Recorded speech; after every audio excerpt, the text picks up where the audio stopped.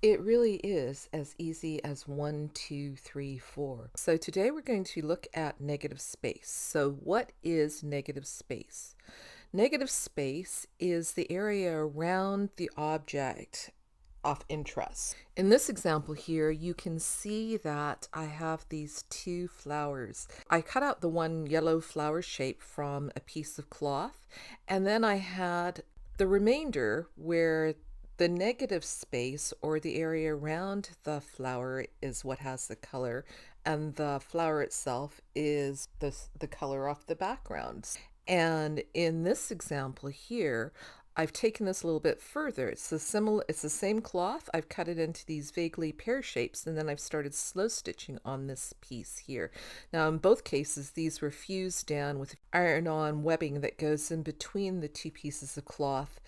So sometime last spring, I had started this series where I was looking at different ways to add words and letters to slow stitching projects. And I got as far as number 4, and I thought it was time to get back to that series. So I also used the idea of negative space in this piece here on the first page of my 52 things here, where I created these two numbers just by making dots around the numbers. And that's kind of the idea that I'm going to use today to create the number 5, but I'm going to do it with stitch.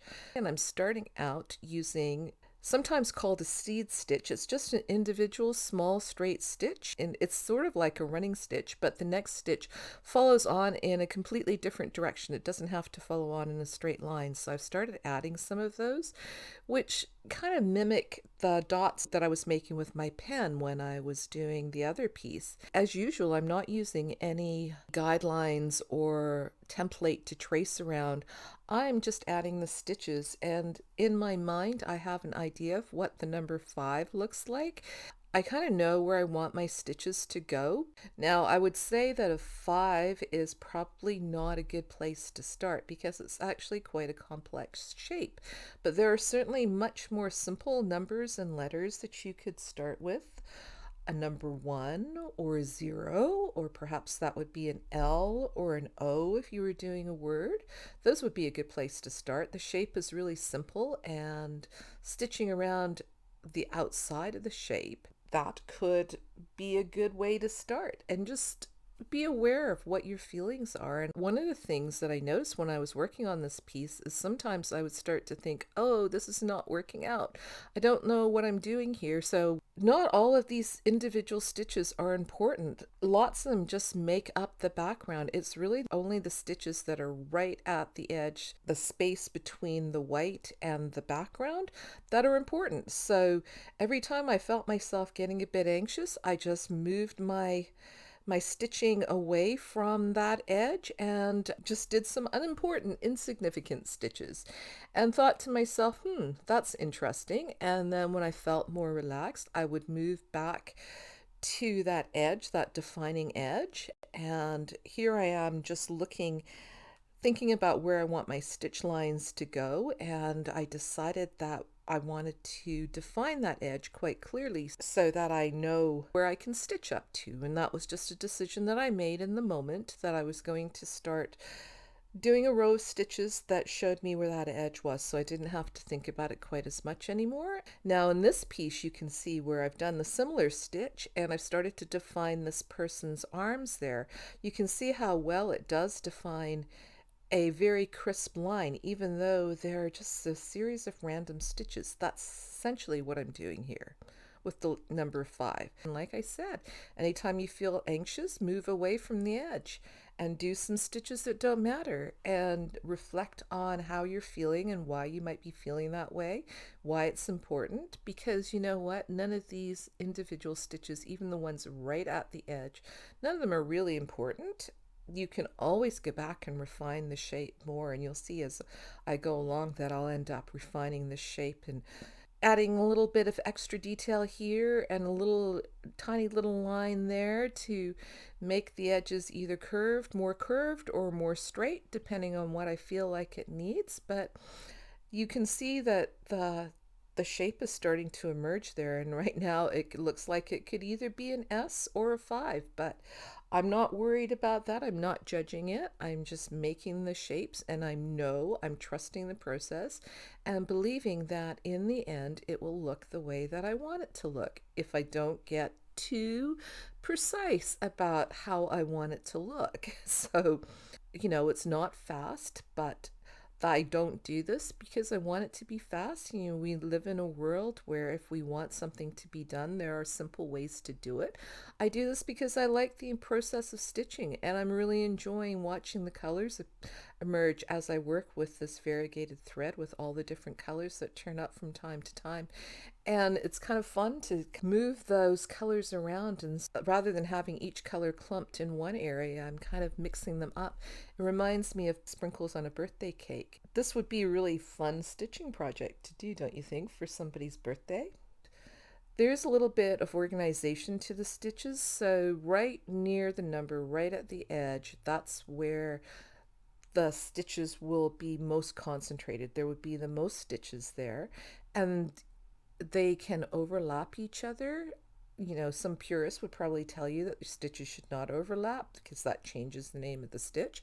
But it doesn't really matter. If you want them to overlap and you want them to be really dense, absolutely do whatever you feel like you want to do.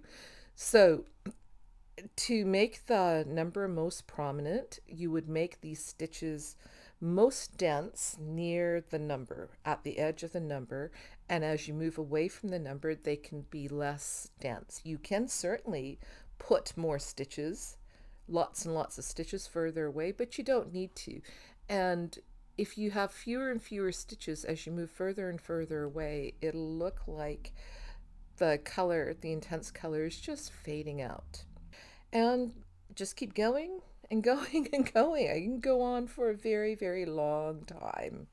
And the nice thing about this is you decide when you want to stop. When you're not enjoying it anymore, that would be a good time to stop.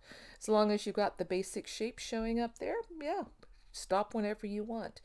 And to go back to the discussion about that anxiety, this is a really good low stress place to experience that uncomfortable feeling, but to not let it take over.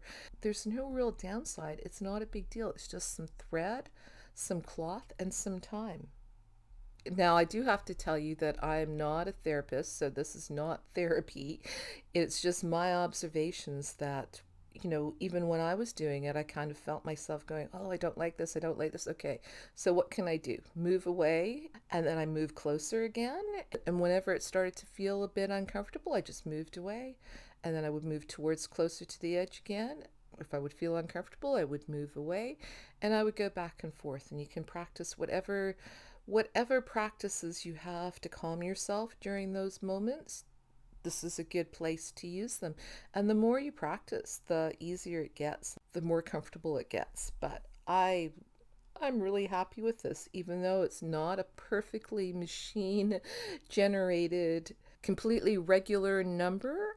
That does not matter. It has my mark on it. I'm not using anybody else's numbers to guide my lines. I'm creating this number just with my own hands.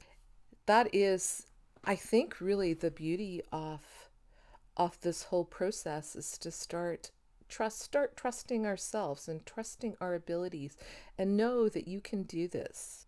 You don't need a font or a pattern to create these numbers and words. If you know how to write, if you know how to make the letters and numbers, you can absolutely do it with stitch just the way you do it with a pen. And what do I say to people who tell me they don't like their handwriting? I say that that's something that you might want to explore a little bit more, because it is a part of you. It's the same as people who talk about the parts of their body that they don't like.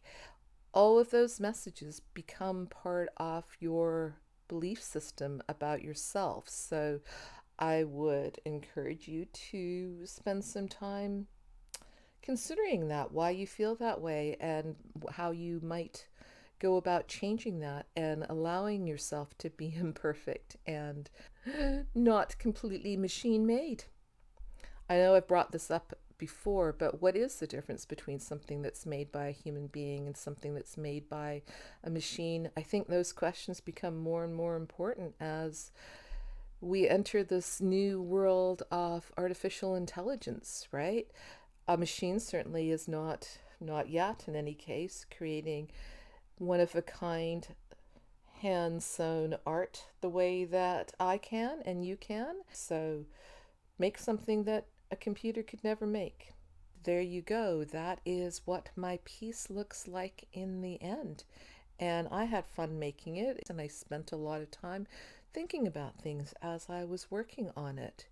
And before we go, I would like to show you a few other ways that I've used negative space. So here's a scroll that I've been working on, and Shannon asked me if this is finished yet, and no, it's not, but thanks for reminding me to get back to it. So I had cut out this piece here, this body here, to look like the kind of lines that you see in crime scenes of a body.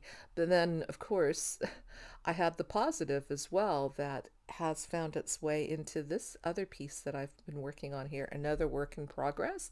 I might make a video of all my works in progress. It's kind of hidden there, but I think you can see it there in the middle, just the image there. And here's another piece. I've painted the background with fabric paint, and I've left the shapes the color of the background, and I'm just using it as an example of different stitches. And this piece here is the opposite, where I've painted the shapes in a very regular pattern. The other piece was very irregular, and again I'm using it to practice different stitches. Once again, thanks for watching, and I hope you enjoyed this video, and I'll see you again soon. Bye for now.